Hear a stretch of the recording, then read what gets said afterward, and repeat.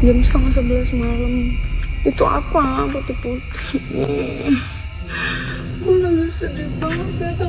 Jujur takut itu apa? Itu yang dilihat putih-putih itu kayak gimana? Jadi aku setelah beli es krim dari warung depan, itu aku niat ngabisin es krimnya muter ke pertengahan sawah bang yang ada di belakang rumah. Tapi aku ke distract karena ngeliat sosok putih besar melayang. Aku bisa memastikan itu bukan manusia. Itu sosok pocong, badannya tuh melayang gitu loh bang. Ini aku nggak lagi mimpi, aku nggak lagi kerep-rep. Aku cuma tidur dan terbangun karena ngerasa ada yang ngeraba dari kaki, naik ke paha, ke perut, dan meluk dari belakang. Dan dia bilang gini bang, Ayo, sekarang aja. dipaksa gitu bang. Cuma karena aku bangun, tidak terjadi bang. Aslinya kebuka, rok aku udah ke atas, baju aku udah ke Berarti atas. kayak di mimpi. Itu di mimpi gitu bang. Tapi aslinya pas aku bangun, memang sudah terbuka. Maksudnya kebuka itu di mimpi apa aslinya? Aslinya kebuka. Loh, berarti bukan mimpi dong? Nah, makanya itu kenapa gitu. Dan itu Gitu. intens ya? Intens bang, selama 3 tahun aku menikah. Kata Mang Udin, sosok itu tuh nyari bang. Nyari keturunan kakek yang mau disinggahi.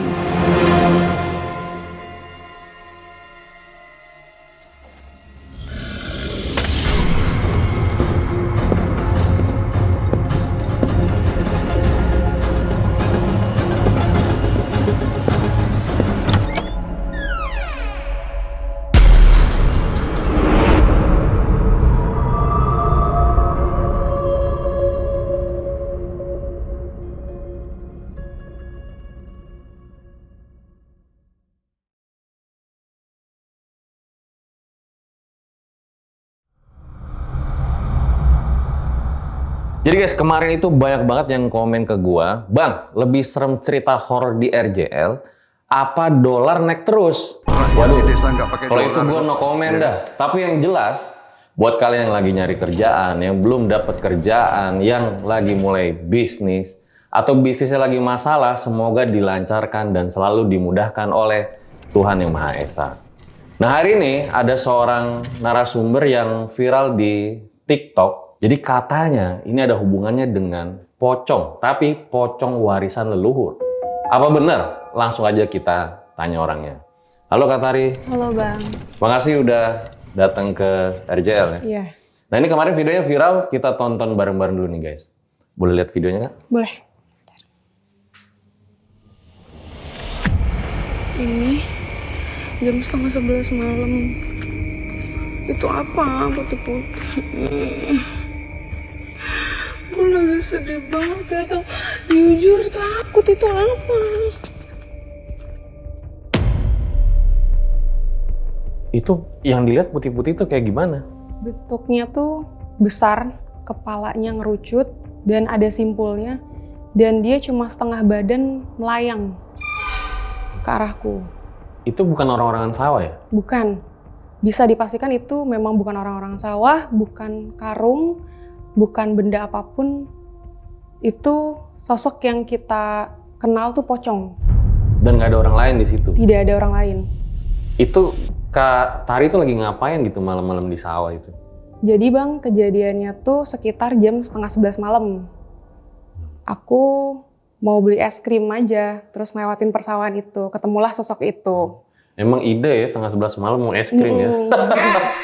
Oke, ditahan dulu ceritanya. Itu jangan-jangan pocong muncul karena dia terpengaruh juga karena dolar naik.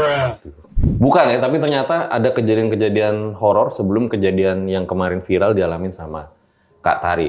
Langsung aja kita mulai. Om Mamat season 6, musuh terbesar adalah dirimu sendiri.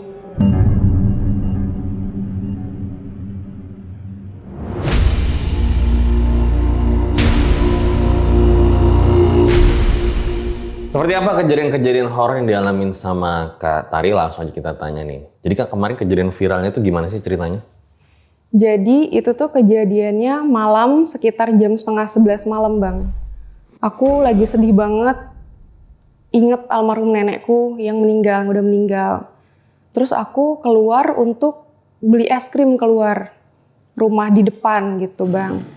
Nah, abis aku beli es krim, itu tuh aku ngelewatin rumahku. Jadi posisi rumahku itu ada di pertengahan sawah, Bang. Depan sawah, kanan kiri sawah, sama digeser sedikit tuh rumah kosong. Gitu. Jadi aku setelah beli es krim dari warung depan, itu aku niat ngabisin es krimnya muter ke pertengahan sawah, Bang, yang ada di belakang rumah. Nah, setelah itu aku ngeluarin HP untuk tag video dan dikirim ke temanku. Tadinya aku mau ngomong, "Dek, ini jam 10:30 malam, gue lagi sedih banget. Lo udah tidur belum?" Tadinya aku mau ngomong gitu ke temenku. Tapi aku ke distract karena ngeliat sosok putih besar melayang dan kepalanya tuh ngerucut gitu, Bang. Ada simpulnya. Dia melayang bergerak ke arahku, tapi bergerak bukan jalan seperti manusia, melainkan melayang dan agak smooth gitu, Bang, gerakannya. Aku mundur perlahan. Aku nggak langsung lari, buat memastikan siapa tahu aku salah lihat. Tapi semakin jelas dan semakin aku lihat, dia mendekat, aku bisa memastikan itu bukan manusia. Itu sosok pocong yang badannya tuh melayang gitu loh, Bang. Nah, setelah aku ngeliat sosok itu, aku muter balik ke arah pulang, tapi kepalaku tuh nengok ke belakang buat ngeliat lagi, Bang. Tapi perlahan sosok itu menghilang, sama seperti keadaan sekitar yang gelap. Jadi yang tadinya putih melayang, lama-lama gelap kayak keadaan sekitar, Bang, hilang.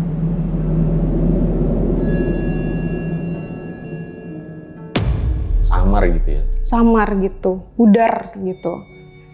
Nah, aku pulang ke rumah, suamiku udah ada di depan, Bang, di depan pagar. Dia nanya, "Kamu dari mana?" Aku jawab, "Dari depan." Aku nggak langsung cerita kalau aku abis ketemu sosok itu. Abis itu aku tidur, Bang. Tidur dan nggak bisa tidur, bangun-bangun terus gitu, badanku sakit-sakit gitu loh, Bang.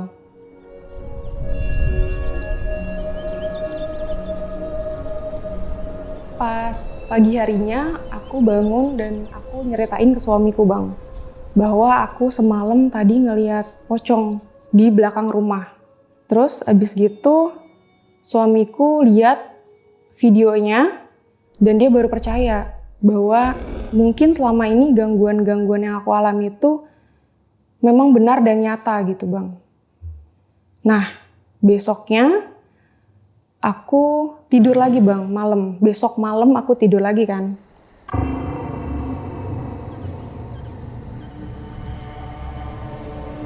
Aku tidur lagi dan ngerasa ini aku nggak lagi mimpi, aku nggak lagi kerep-rep. Aku cuma tidur dan terbangun karena ngerasa ada yang meraba dari kaki, naik ke paha, ke perut, dan meluk dari belakang. Dan dia bilang gini, Bang. Ayo, sekarang aja. Terus aku ngelirik gini kan, Bang, oh suamiku. Tapi pas aku bangun, jelas ngebuka mata, ternyata suamiku ada di pojok dekat lemari, Bang. Jadi posisi kita tidur tuh, aku di bawah jendela, anakku yang berusia 3 tahun di tengah, suamiku ada di ujung dekat lemari, Bang. Berarti yang tadi meluk aku tuh siapa? Nah, kemudian aku ngebangunin suamiku, Bang. Aku bilang, "Ayah, aku takut." Suamiku bangun dan bilang ke aku, "Kamu ambil wudhu dan baca doa yang udah aku ajarin ke kamu." Akhirnya aku baca doa yang La ilaha illallah wahdahu la syarikalah lahul mulku wa lahul hamdu wa huwa ala kulli syai'in qadir. Aku baca itu dan tidak ada gangguan sampai pagi.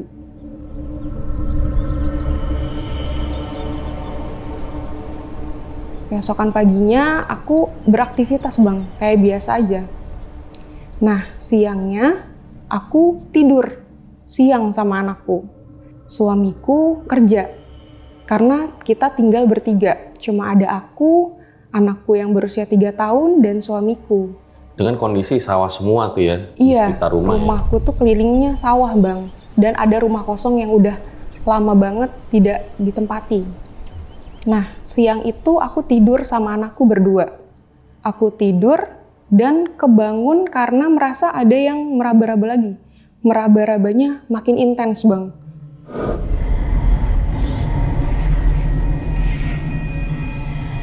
Jadi seluruh badanku tuh diraba gitu loh, semua. Karena aku inget suamiku lagi kerja dan di rumah tidak ada siapa-siapa, aku bangun, Bang. Aku bangun dan memutuskan untuk tidak tidur siang. Aku malah ke dapur dan cuci piring. Terus aku ngomel gitu, Bang. Aku ngedumel sendiri. Karena kesal, tidurku keganggu, aku ngedumel gitu, marah. Ngedumel gimana tuh? Ngedumel, aku bilang gini, sialan loh, gue tidur aja digangguin mulu. Aku ngomong gitu, Bang. Nah, malamnya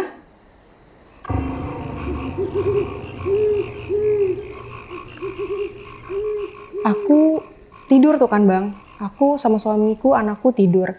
Malamnya aku mimpi lagi. Aku mimpi disamperin sosok tinggi, besar, hitam, berbulu. Jadi di mimpi itu tuh aku lagi di rumah mamaku, Bang, di Bogor. Aku mimpi ada yang ngetok-ngetok rumah mamaku. Aku buka, Bang. Aku buka, ternyata yang terlihat cuma kaki besar. Saking besarnya aku sampai nggak bisa ngelihat badan dan wajahnya, Bang. Sosoknya kan berbulu kan, hitam, besar banget, dan dia menggeram, marah, teriak, kayak gitu. Terus aku bangun kan, Bang. Aku bangun, badanku tuh sakit gitu, langsung sakit-sakit. Tulang-tulangku tuh kalau dipegang tuh sakit gitu, setelah mimpi itu. Mungkin dia marah karena aku marah-marah di dapur.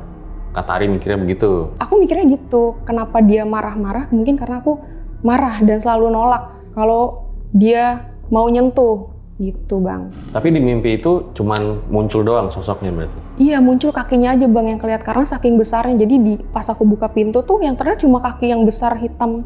Berarti nembus ke atas Dan gitu ya? Iya, Buluan gak yang berbulu hitam kaki gitu, Bang. Terus kejadian-kejadian apa lagi yang dialamin sama Kak Tari setelah menikah nih berarti ya?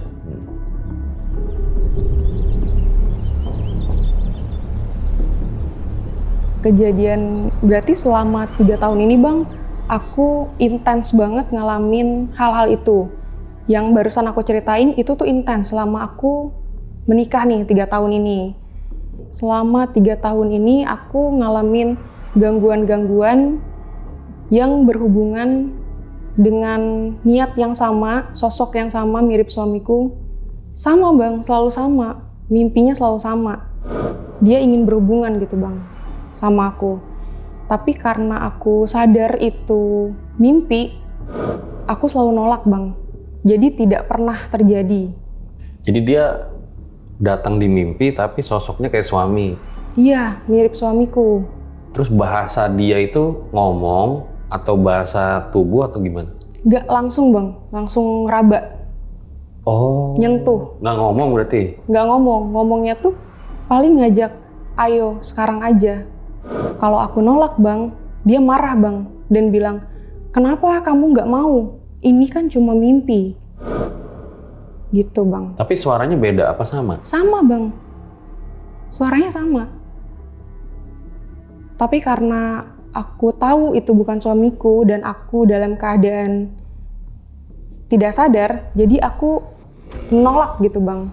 Menolak ajakan dia untuk berhubungan gitu. Dan itu Gitu. intens ya? Intens, Bang, selama 3 tahun aku menikah. Tapi menurutmu yang paling gongnya itu dari intens itu yang mana?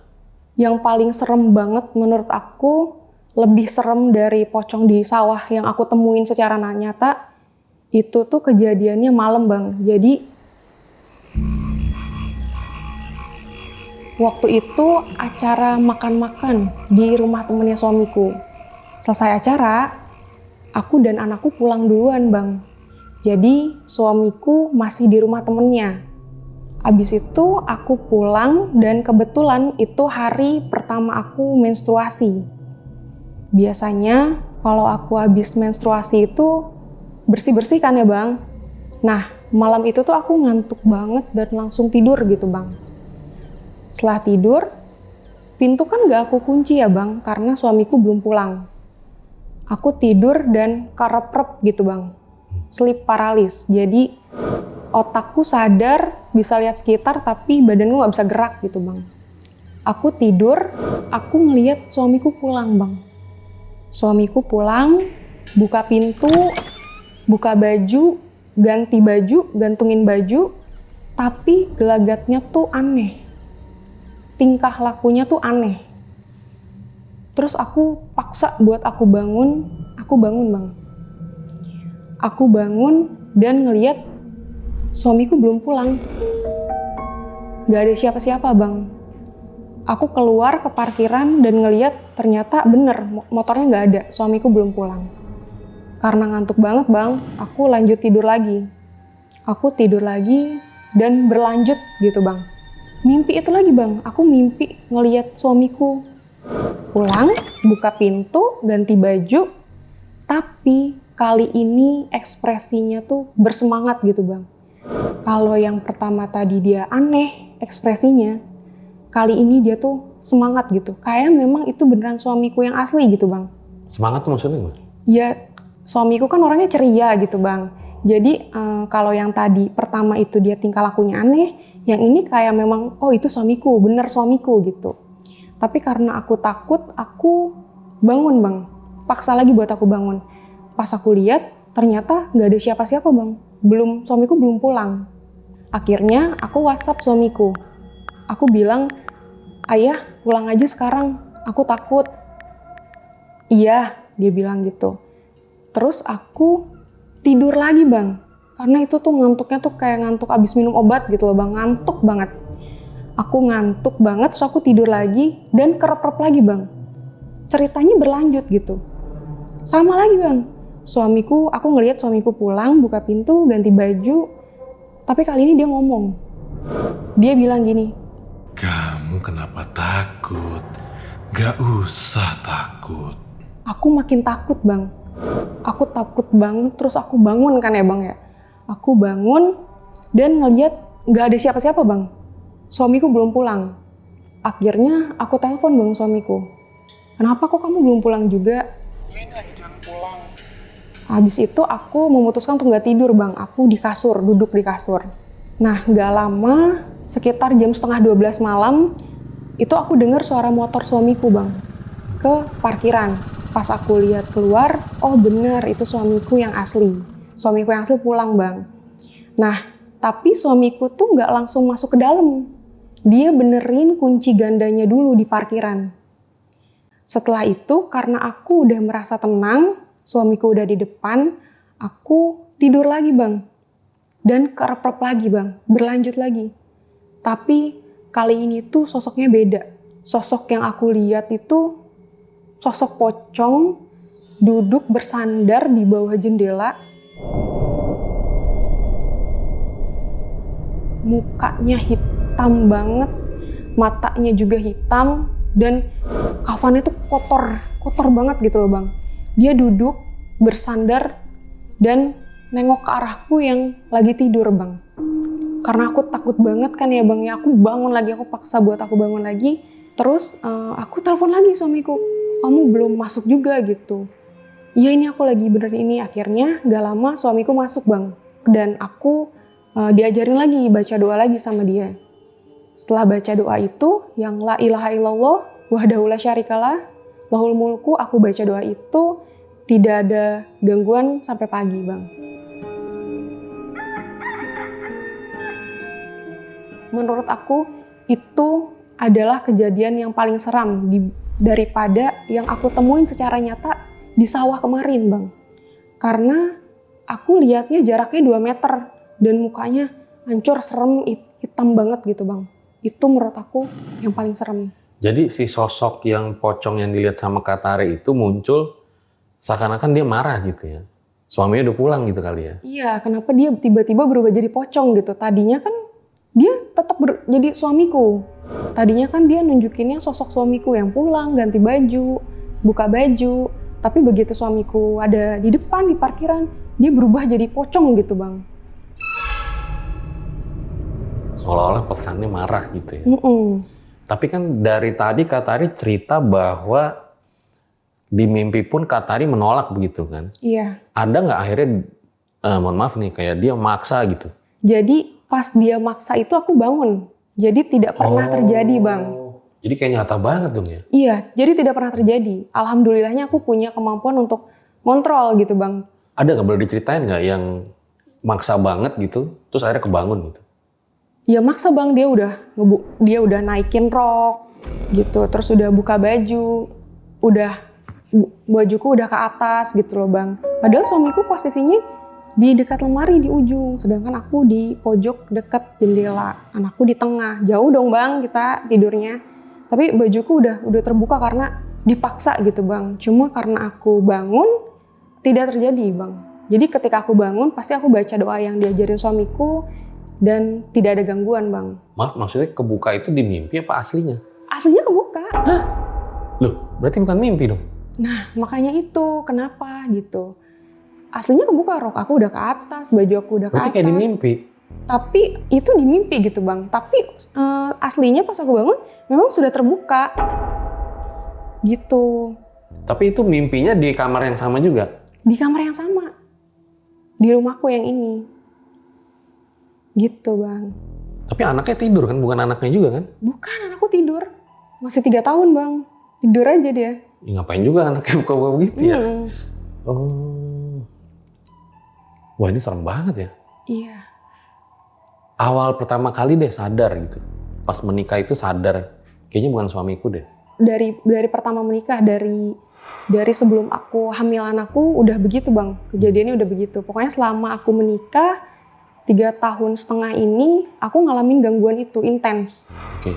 Masih ingat nggak pertama kali itu kayak gimana dia muncul? Munculnya sama. Awalnya nggak langsung gitu Bang. Dia menyerupai dulu. Menyerupai suamiku, datang. Terus ngedeketin gitu. Di mimpi tuh ngedeketin gitu, kayak mau meluk gitu. Tapi karena aku sadar itu lagi mimpi, aku nolak, bangun dan putus gitu Bang. Tidak terjadi gitu. Sampai yang terakhir itu. Yang di kamar pocong itu. Itu sih Bang yang menurut aku serem banget gitu. Nah, belum lama ini Bang, aku juga ada kejadian yang aneh dan serem banget Bang. Beberapa hari lalu, suamiku kan libur kerja ya Bang ya. Jadi setelah selesai sholat subuh, kita tidur lagi Bang. Tidur lagi. Posisi kita tidur sama. Terus kemudian aku ngerasa aku udah bangun. Jadi di mimpi itu tuh aku udah bangun gitu loh Bang. Udah bangun tidur, beraktivitas. Terus aku balik lagi ke tempat tidur. Dan sosok yang menyerupai suamiku tuh ngambil kepala aku gitu. Jadi kayak ngarahin kepala aku tuh gitu. Masuk ke selangkangannya dia Bang. Terus karena aku kaget kan ya Bang ya. Terus bangun juga. Ternyata suamiku tidur Bang. Tidur pulas. Itu nyata banget. Sentuhannya kerasa sampai aku kayak ngap gitu ya Bang ya. Karena diginiin gitu loh kepalaku. Jadi kejadian yang aku alami selama ini tuh yang intens itu semenjak kakekku meninggal. Awalnya banget nih? Awalnya banget tuh aku berhubungan sama hal-hal seperti itu setelah kepergian kakekku Bang. Di kampungku tuh kakekku itu dipercaya orang pintar gitu Bang. Orang pintar buat nyembuhin orang sakit gitu loh. Tapi yang non medis. Kakek ini punya kebiasaan sering bertapa di pantai selatan atau di Pelabuhan Ratu. Sering ziarah-ziarah ke tempat-tempat keramat semasa hidupnya. Dulu aku inget banget pas aku SD Bang, kakek itu pernah dikasih jenglot Bang. Jadi ada pemulung yang nyari bekas botol plastik di makam. Kemudian si pemulung itu menemukan peti kecil Bang, yang isinya itu jenglot Bang. Karena takut, si pemulung itu ngasihlah si benda itu ke kakekku. Karena kan kakekku dianggapnya orang yang bisa gitu ya Bang. Jadi pemulung itu menyerahkanlah benda itu ke kakekku. Nah, setelah pas dibuka Bang, itu aku inget banget bentuknya tuh kayak mayat yang diawetkan gitu Bang, kering. Tapi ukurannya setelapak tangan orang dewasa panjangnya. Rambutnya panjang sampai ke kaki, taringnya tuh sampai ke dadanya, kukunya tuh panjang banget Bang. Dia gini Bang, si jenglot tuh gini posisinya. Kukunya tuh panjang banget. Nah, si benda itu dikasihkan ke kakekku. Abis itu dicari tahulah sama kakekku ini tuh apa sebenarnya. Karena bentuknya bukan seperti boneka, tapi melainkan seperti mayat yang diawetkan. Karena itu ada kulitnya gitu loh Bang, kering. Jadi tulang kulit langsung gitu Bang, kering. Jadi kakek bingung ya, ini kenapa dikasih ke dia, terus ini apa? Iya, gitu. ini apa gitu. Akhirnya disimpan lah Bang. Nah, aku inget banget dulu SD, rumah kakek itu rame Bang. Rame orang yang ingin tahu, ngeliat gitu, apa sih jenglot tuh mana sih gitu. Itu setiap hari Bang rame rumah kakek itu. Kalau malam Bang, kalau tengah malam itu berubah jadi sosok besar, tinggi besar. Cara dia ngebangunin kakek itu tuh dengan ngegoyang-goyangin kasur Bang. Dan makannya juga darah Bang. Aku agak lupa darah apa dan kakek dapat darah dari mana, tapi aku tahu cara ngasih makannya tuh ditetesin Bang ke mulutnya. Darah. Tapi aku tidak tahu itu darah apa dan dari mana kakek dapatnya. Masih kecil dulu ya? Karena masih SD, yang aku lihat cuma itu. Tapi bau amis tuh darahnya tuh? Bau amis Bang. Sampai tadinya kan aku tinggal sama kakek ya, kakek nenek pas kecil. Karena aku ketakutan Bang, kalau malam tuh takut banget gitu loh, dengar suara berisik gitu di suara kamar. Suara berisik apa? Ya kayak geruduk-geruduk gitu di kamar kakek tuh kalau malam. Jadi aku pindahlah ke rumah nenekku yang satu lagi, yang dari bapakku. Jadi aku tidak tinggal bareng di situ, tinggal bareng nenek di situ. Aku pindahlah ke rumah. Karena aku takut Bang. Karena si kakek bilang katanya si malam itu jenglotnya kayak jadi gede. Berubah jadi besar, tinggi tapi besar. Tapi sama pakai taring gitu. Sama Bang, hidup gitu, bergerak. Nah, karena kakek merasa ini kayaknya negatif, dibuanglah Bang si jenglot itu. Dihanyutkan, tapi aku lupa dihanyutkannya tuh di laut atau di sungai atau di mana, yang jelas itu tuh dibuang Bang. Ada lagi Bang, kejadian sebelum aku menikah yang menurut aku tuh serem dan sampai sekarang tuh aku ingat banget gitu Bang. Kejadiannya tuh dulu pas aku sebelum menikah, aku kan tidur bareng sama adikku Bang, cowok. Ini kakeknya masih ada? Sudah meninggal Bang. 2015 kakek sudah meninggal. Oke, ini jadi kejadian setelah si kakek meninggal. Kejadian setelah kakek meninggal, tapi aku belum menikah. Oke, di sini nih awalnya nih. Awalnya di sini yang aku ngalamin sendiri. Tapi sebentar, sebelum ke sana berarti memang kakek itu dulu suka ritual-ritual begitu ya? Iya, bahkan maaf ya Bang, anak yang berkebutuhan khusus pun yang tidak bisa jalan dari lahir, itu kalau dipijit kakek, dia bisa jalan Bang. Oh. Gitu. Jadi banyak kayak yang sakit tuh nanya ke kakek iya, gitu zaman dia dulu. Tamunya banyak banget Bang setiap hari. Setiap hari berdatangan dan dari luar daerah terus. Dari Jakarta, dari mana-mana Bang, dari Bandung gitu. Tamunya tuh banyak. Tapi kakek kayak pernah bilang nggak ke Tari gitu ya? Ini nanti aku titipin ke kamu gitu? Enggak Bang. Enggak pernah bilang gitu. Karena aku ingat-ingat nih Bang, kejadiannya kayaknya berhubungan sama kakek nih. Yang bisa bikin aku berpikir seperti itu tuh kejadiannya pas sebelum aku menikah Bang. Aku kan tidur nih bareng adekku, cowok. Posisi kita tidur itu biasanya aku di sebelah kiri deket colokan, adekku di kanan mepet tembok Bang. Ini di kamar kakek? Tidak, di kamar aku. Ini di rumah kakek? Bukan di rumah aku. Cuma rumah aku sama kakek tuh deket banget Bang. Nah, malam itu untuk pertama kalinya kita tuker posisi Bang, tempat. Aku bilang sama adekku, Jack, Mbak di sana dong, kamu di sini. Padahal sebelumnya tidak pernah tukar posisi Bang. Terus sekitar jam 3 pagi adikku bangun Bang, kesakitan. Mbak, tolongin Jeko Mbak, kaki Jeko sakit, dia nangis Bang. Terus aku bangun ngelihat adikku masih merem gitu Bang, masih merem tapi dia megangin kaki. Mbak, tolong Mbak, bangun Mbak, kaki Jeko sakit Mbak, gitu. Aku bangun ngelihat udah ada darah banyak banget Bang di kasur. Karena aku panik, aku manggilin mamaku kan. Mama, tolong Mah, tolong. Mamaku datang Bang. Dan panik Bang, histeris karena ngelihat darah yang bercucuran banyak banget Bang. Pas aku lihat, betis si adikku tuh robek Bang. Robeknya tuh dalam banget Bang. Itu tuh mungkin kayak dibacok gitu Bang. Nah, karena mama panik, mama minta tolong ke tetangga Bang buat nganterin adik ke klinik terdekat Bang buat dapat pertolongan. Mama minta antar ke klinik, habis gitu adikku dibawalah Bang ke klinik. Kemudian aku kan di rumah ya Bang, aku cek Bang kasur tuh ada apa ya, kok bisa adikku luka. Ternyata di kasur ada silet Bang. Siletnya posisinya lagi tiduran gitu, bukan nancep dan kasurku nggak robek, sprayku nggak robek, hanya berlumuran darah Bang. Untuk dapat luka yang sebesar dan sedalam itu, kayaknya silet butuh digerakkan gitu loh Bang, sama seseorang supaya dapat luka sedalam itu. Kita semua bingung karena di rumah nggak ada yang pakai silet Bang. Mamaku bingung, aku bingung, dan abis itu setelah adikku diobati, paginya aku tetap berangkat kerja Bang. Tapi aku diem aja gitu loh Bang di tempat kerja. Karena aku mikirin kejadian tadi yang menimpa adikku.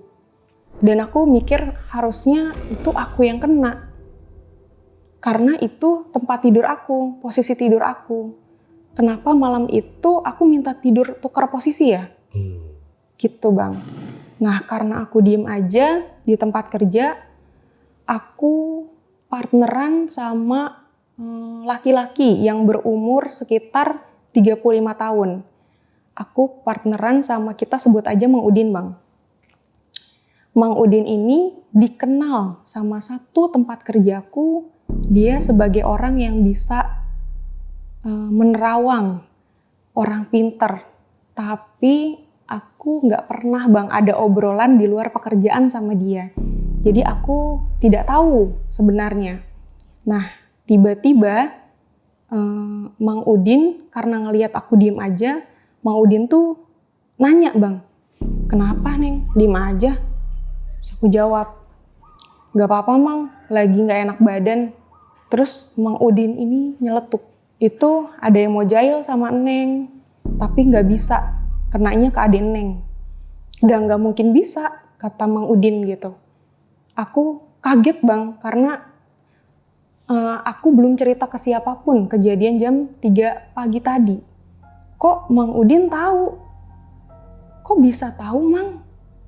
Gitu, Mang Udin cuma senyum Bang. Dan bilang, kan Mamang pernah bilang, Neng ada pegangan di tangan kiri. Itu gak mungkin kena, gak mungkin bisa. Kata Mang Udin gitu. Karena aku waktu itu usiaku masih 19 atau 20 tahun Bang. Pas ini nih? Iya, jadi aku belum mengerti omongan Mang Udin tuh kemana. Kemudian aku bel istirahat berbunyi, aku tidak makan Bang siang itu. Karena masih mikirin shock, mikirin adikku. Terus aku inget-inget lagi Bang omongan Mang Udin. Aku inget lagi Bang, flashback lagi tarik lagi ke belakang, aku pernah Bang. Dulu 7 hari setelah kakekku meninggal, itu aku mimpi Bang, disamperin sama sosok perempuan cantik berkebaya merah. Raut wajahnya tuh teduh gitu Bang. Dan dia nyamperin aku Bang, bilang gini, Nduk, kapan arep dolan nang omahku? Nanti kalau kamu kesini, basuh seluruh badanmu pakai pasirku ya. Wajahmu juga. Terus aku nolak Bang. gak mau. Abis itu sosok itu tuh ngeraih tanganku dan masukin benda kayak keris gitu ke tanganku. Hilang bang. Cuma karena itu usiaku terlalu muda, aku menganggap itu mimpi biasa. Dan aku mulai mengaitkan apa yang diomongin Mang Udin yang bilang kalau di tangan kiriku ada benda, ada sesuatu. Jadi keinget lagi. Aku inget lagi bang. Sosoknya kayak gimana tadi? Cantik, pakai kebaya berwarna merah gelap, rambutnya panjang tapi dikekiriin gitu loh bang rambutnya. Diurai tapi kayaknya dikuncir tapi dikekiriin gitu loh bang. Dia cantik banget pokoknya. Kenapa aku bisa inget karena bukan seperti mimpi biasa gitu bang, membekas gitu di aku. Dan ketika aku lagi istirahat itu, aku mikirin omongan Mang Udin tuh, keinget itu, mimpi itu.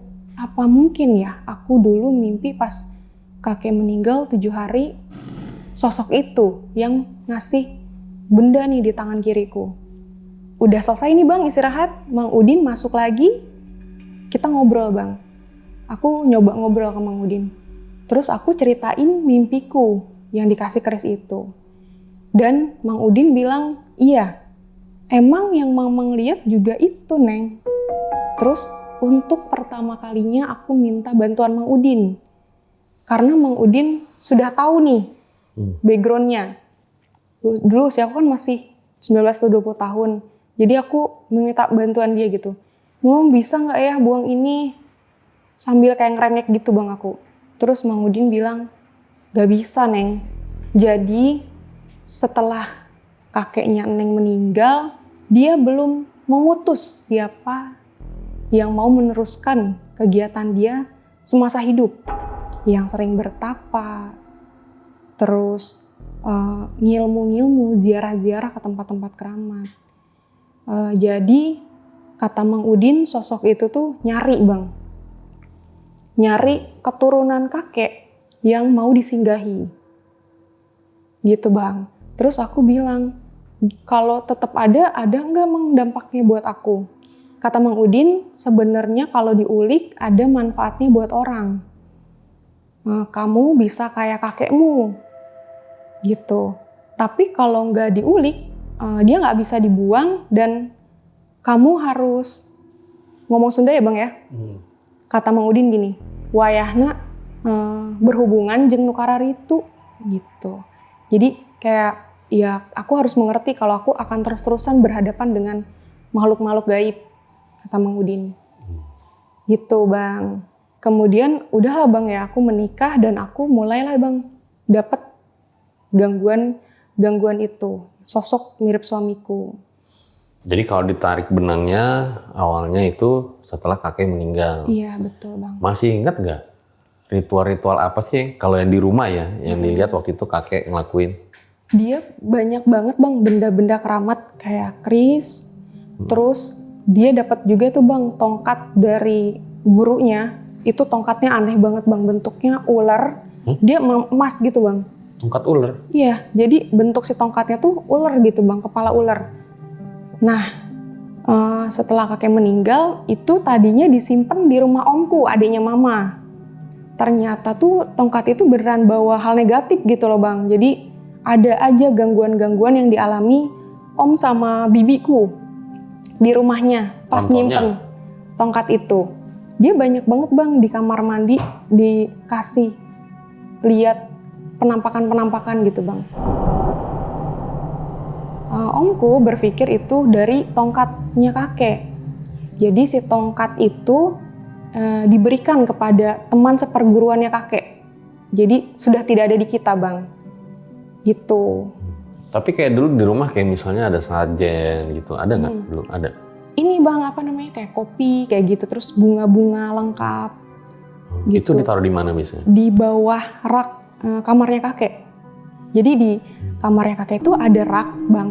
Raknya tuh cuma satu dan ada kolongnya gitu bang. Nah di situ ritual-ritual kakek juga sering kayak puasa mutih gitu buat nggak tahu ya bang, aku nggak ngerti ilmu-ilmu kayak gitu. Tapi kakek pernah cerita tentang sosok pocong itu nggak? Enggak. Selain yang jenglot dia nggak ada cerita? Karena aku ingatnya yang jenglot itu bang yang paling membekas. Kalau kakek sih ya sering, pasti sering mengalami hal-hal kayak gitu. Jadi pas begitu dia diganggu sama si jenglot ini, sering dibangunin, sering digoyang-goyangin kasurnya, itu tuh jenglotnya langsung dibuang gitu bang. Sampai akhirnya kakek meninggal dunia gitu Sampai ya? akhirnya kakek meninggal dunia di usia yang hampir 100 bang. Oh iya? Iya, dia 98 mungkin ya. Oh luar biasa ya? Iya, hampir 100 bang usianya. Waktu itu ya karena memang udah umur aja ya? Udah umur aja. Ada nggak pesan terakhir yang disampaikan kakek gitu? Enggak sih bang kalau ke aku, tapi kalau ke sepupuku yang 2 tahun di atasku cowok, ada bang. Dia ngasih sesuatu ke sepupuku. Aku kurang ngerti ngasih sesuatu apa. Aku boleh ya cerita soal sepupuku ya? Sepupuku itu dulu SD bang. SD mungkin sekitar kelas 4 atau 5 gitu ya bang ya. Cowok, namanya Rian. Nah, si Rian ini dia tuh tinggalnya di Tangerang bang. Sama adiknya, ibunya, ayahnya tinggal di Tangerang. Sedangkan keluarga kan semua di Bogor ya bang. Nah, dalam hitungan menit si Rian ini tuh bisa pindah tempat bang. Nanti di Jakarta. Tanpa uang ya bang, tanpa uang yang dikasih mamahnya. Nanti di Jakarta, terus kemudian pindah lagi ke Bogor. Habis dari Bogor pindah lagi kemana gitu bang. Nah karena bibi aku khawatir soal si Rian ini kenapa-napa, dirukiah lah bang si Rian. Waktu itu usianya masih SD dan dia udah dirukiah bang. Oh masih kecil kok, maksudnya Udah pindah-pindah bang. bukannya ini ya, bukannya apa namanya, yang pindah sekejap itu apa namanya? Ya bukannya teleport ya, tapi maksudnya masih kecil kok udah bisa mobil apa? Mobilitasnya kayak gitu ya. Dan dia nyampe gitu loh bang ke rumah nenekku yang di Bogor dengan usia dia yang sekecil itu. Nanti di Jakarta gitu, karena mamanya tuh capek gitu bang ngejemputin dia. Akhirnya dirukiah. Dirukiah lah bang. Dirukiah dia dipegangin sama 4 orang dewasa bang. Mental semua bang. Dan dia ngerayap ke tembok. Nempel bang kayak cicak ke tembok. Tadinya ayahnya tidak percaya bang. Tidak percaya bahwa itu tuh ada gitu. Ketika ngelihat anaknya ngerayap kayak di dinding itu kayak cicak, dia barulah percaya bahwa ada sesuatu nih sama anaknya. Akhirnya dirukiah terus perlahan menghilang bang. Jadi dia udah nggak bisa lagi nih pindah-pindah. Udah gak kemana-mana nih anak, udah benar gitu.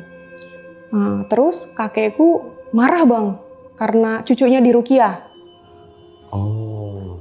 Marah bang, marah dan ngasih lagi bang, gak tahu ngasih asihan lagi gitu ke cucunya.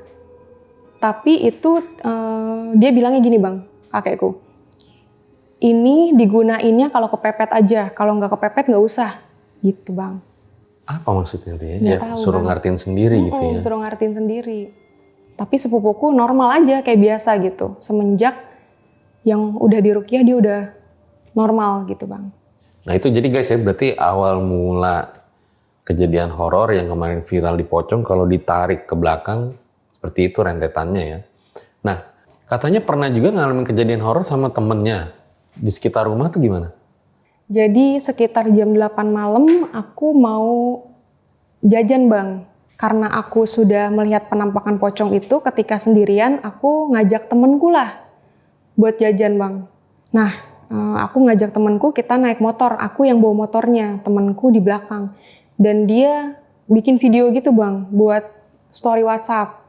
Nah kemudian terekam lah bang, dia teriak bang.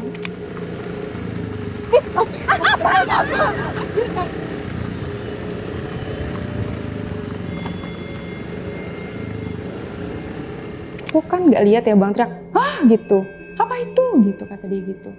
Terus karena aku nggak lihat, ini kali dek, daun kali dek, kata aku gitu.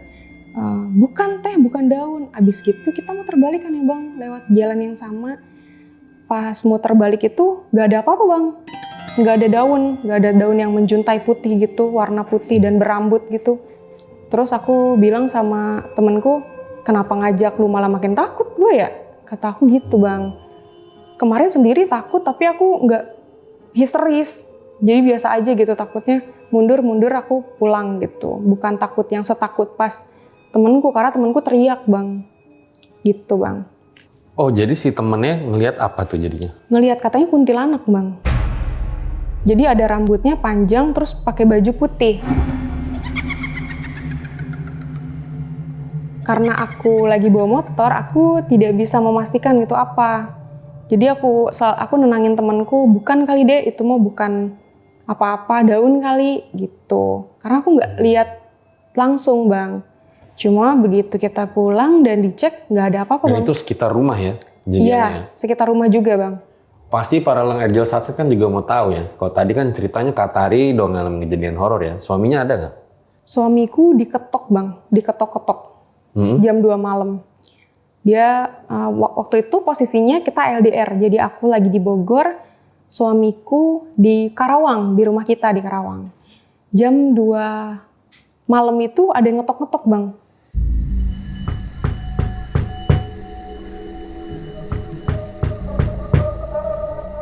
Nah, suamiku bangun buat ngecek siapa, karena motor kan parkirnya di luar bang.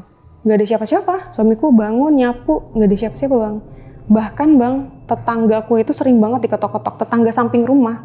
Oh, di samping persis nih? Iya, samping persis rumahku kan ada tetangga juga kan. Tetanggaku sering diketok-ketok, dia jadi pindahan bang.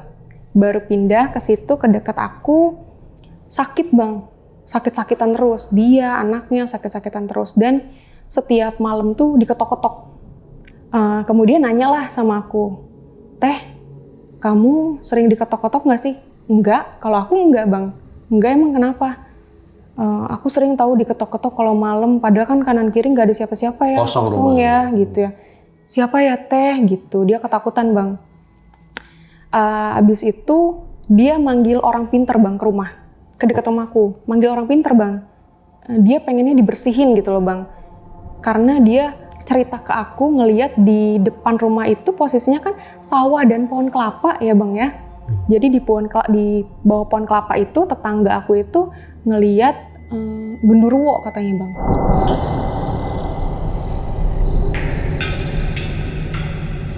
Sosoknya hitam, besar. Oh, selain diketok dia ngeliat genderuwo juga. Iya, dia mau ngelihat secara nyata bang langsung. Kalau aku nggak pernah. Iya. Nah, akhirnya karena setelah ngelihat sosok genderuwo itu, dia manggil lah bang orang pintar ke rumah. Karena kan deketan ya bang rumahnya sama aku.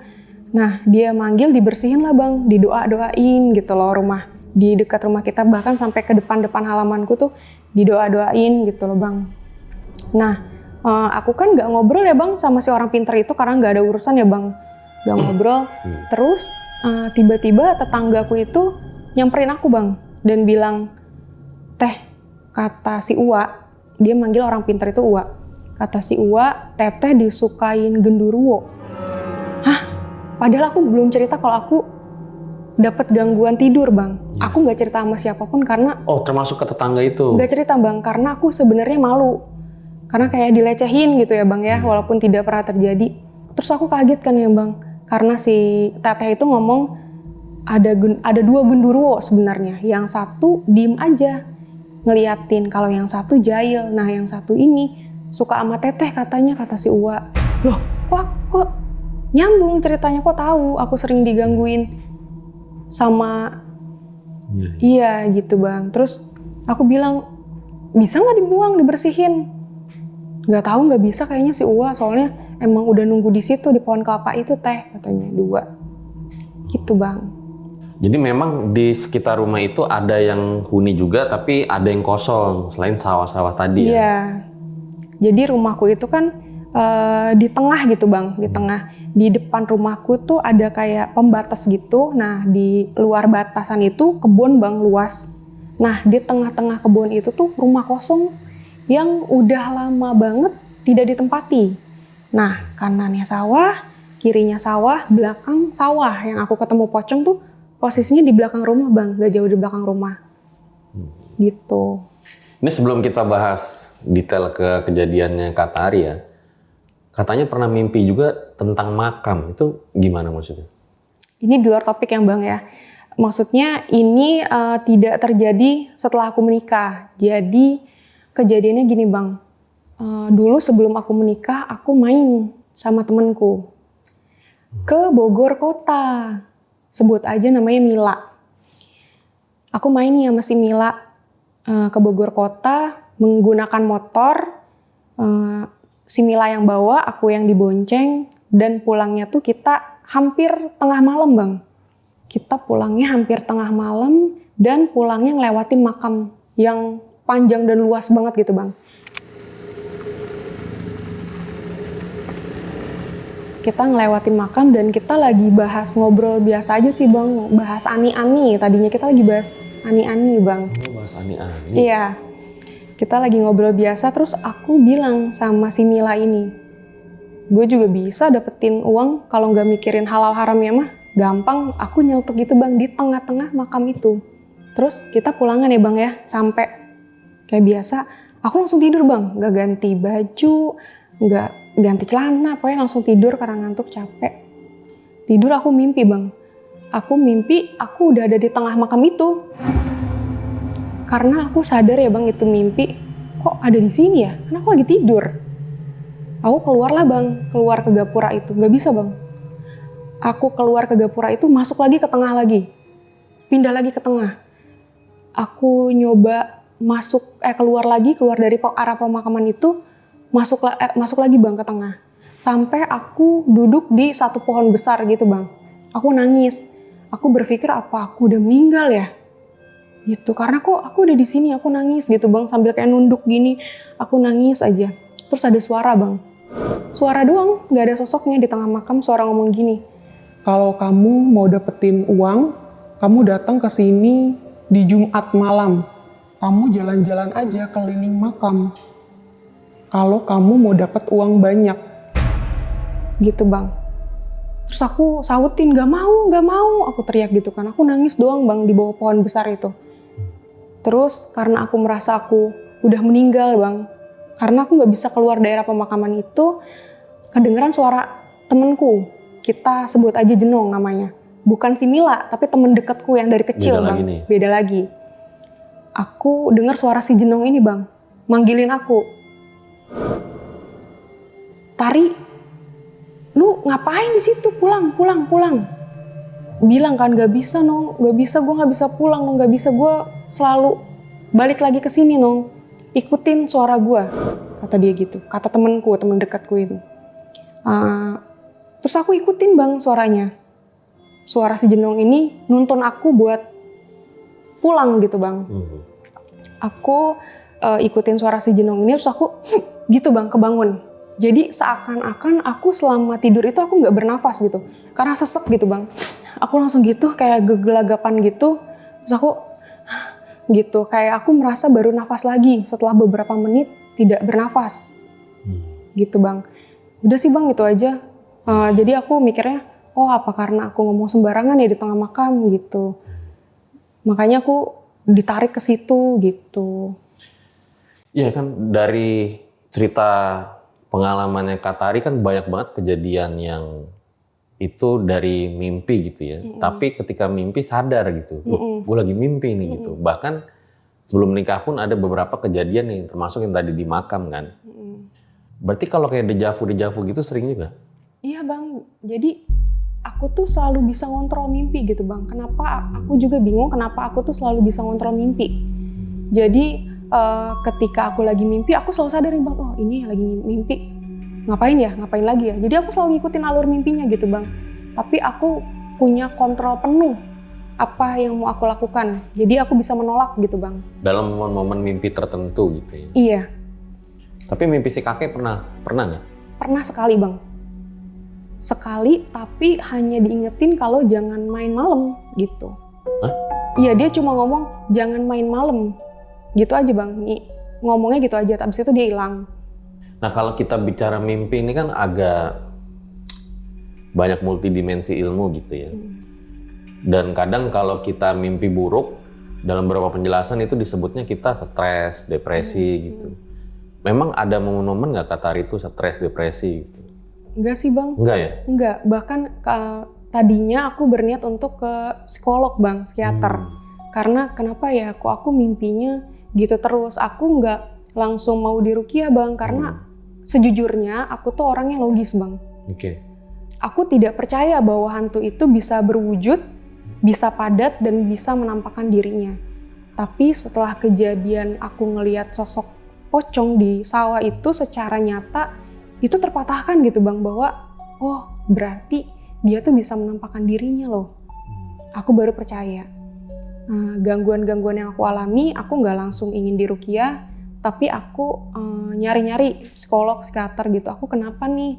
Apa aku stres kah? Tapi dilihat dari kegiatan aku, nggak ada yang bikin aku pikiran banget sih Bang. Maksudnya biasa aja sih. Gak ada masalah juga sama Nggak ada suami? masalah juga. Baik-baik aja gitu Bang. Kayak ada masalah yang belum terselesaikan nggak dari zaman dulu gitu? Yang kayaknya masih sulit diterima gitu sampai sekarang? Soal abang aku sih Bang paling Ada ya? ada. Soal kakakku, Kakak kandung ya? kakak kandung. Yang meninggal dunia kecelakaan di tol Padalarang. Oh, itu satu hal yang masih belum diterima sampai sekarang gitu. Sampai ya? sekarang. Dan ke psikolog udah nyoba akhirnya? Apa baru nyari tahu doang? Enggak, aku baru lihat-lihat aja Bang, kayak mau kemana nih, mau kemana gitu. Tapi setelah gangguan itu makin nyata, dan setelah itu suamiku mulai percaya bahwa gangguan yang aku alami itu bukan hanya gangguan tidur biasa Bang. Kalau memang berhubungan, kita berdua menyimpulkan kalau gangguan yang aku alami itu berhubungan sama latar belakangnya almarhum kakek. Tapi udah nyoba kayak ruqyah mandiri sendiri? Oh iya, Di rumah udah? denger-dengerin di YouTube gitu Bang. Sering aku denger-dengerin kayak gitu. Ada reaksi? Cuma pusing dan mual aja Bang, nggak sampai yang teriak-teriak gitu, enggak sih. Pusing, mual, habis itu udah hilang. Itu setiap mimpi seperti itu bangunnya jam berapa? Selalu di jam 1 atau jam 2 malam. Selalu di jam itu. Intens. Soalnya saya dulu juga begitu, awal-awal Om Mamat season 1. Oh iya. Jadi saya kan narasumber nggak pernah saya suruh tambahin cerita kan. Dia dateng, saya dengerin. Ini cerita serem amat ya. Akhirnya ada momen, jadi waktu itu aku masih kerja. Ada momen, aku tidur jam 12 malam, jam 3 pagi kebangun. Dan mimpinya tuh selalu buruk. Kayak misalnya tiba-tiba ada pocong pengen nyerang gitu. Hantu-hantu pengen nyerang. Tapi waktu itu aku bacain doa kayak aku kalah mau mati bangun tuh. Terus bangun kayak gemeteran gitu. Sampai akhirnya selalu kayak begitu hampir sebulan. Jam 3 kebangun terus. Mikir-mikir lama-lama bisa mati nih. Soalnya kan jam 8 udah harus di kantor kan. Jadi tidur cuma berapa jam, paginya harus kantor lagi. Nah akhirnya sampai satu momen, udah daripada gue gak bisa tidur, gue ngopi aja sama temen gitu. Nah akhirnya aku ngopi di situ sama temen, bilang lah, bro kayaknya gue ketempelan nih, gue bilang gitu. Tempelan apaan kata dia. Ya soalnya gue gak bisa tidur, makanya gue ajak lu ngopi, gue bilang. Setiap jam 3 gue kebangun. Nah terus si temen bilang, wah harusnya lu bersyukur kayak gitu kata dia. Bersyukur gimana, gue gak bisa tidur kok bersyukur, gue bilang gitu kan. Bukan kata dia, karena di jam-jam seperti itu tandanya Allah pengen ketemu sama lu, dia bilang kayak gitu. Di tahajud, wah di situ langsung ini nih yang gue tunggu-tunggu jawabannya nih. Jadi setelah kejadian itu, walau ada bunyi petantang petenteng di genteng itu setiap jam 3, akhirnya udah coba sholat tahajud deh gitu. Nah akhirnya momen-momen itu bisa aku lewatin tuh gitu. Tidak ada lagi gangguan gitu. Bangun tetap jam 3, tapi udah akhirnya sholat tahajud aja. Tapi setelah rutin abang sholat tuh tidak ada selama ini gitu, tidak ada lagi gangguan kan? Jadi mimpi buruknya sih tetap. Oh mimpi buruknya masih. Tetap, tapi kayak ya udah kita netralisin aja pakai sholat gitu akhirnya. Karena kan bermanfaat juga buat hidup kan. Oh itu juga jadi pelajaran tuh buat aku tuh sekarang. Iya kan cobain deh nanti ya. Nanti kalau udah misalnya ada efeknya nanti kabarin ya. Sip.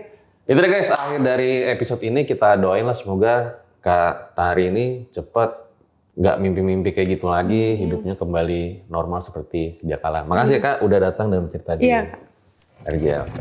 Nah ternyata Kak Tari juga punya cerita yang tadi dia ceritain di akhir itu. Jadi berhubungan dengan almarhum kakaknya. Gimana? Menurut kalian mau dengar ceritanya Kak Tari lagi atau enggak? Boleh banget komen di bawah. Ambil baiknya, buang buruknya dengan adanya kisah-kisah seperti ini. Jangan malah menjadikan kalian takut, akan tetapi kalian semakin yakin dan percaya dengan kebesarannya. Gue Fajar Itiar, J5 undur diri. Ciao.